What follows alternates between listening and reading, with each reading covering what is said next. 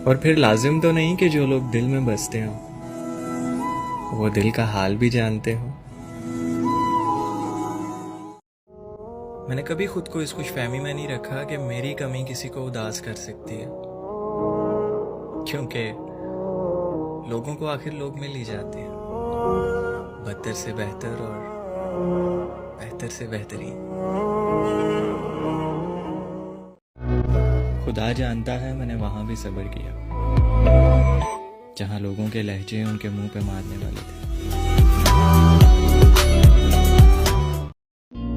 मेरी अजियत की हद पूछते हो, मैं हर नमाज के बाद अपने लिए सब्र मांगता हूँ।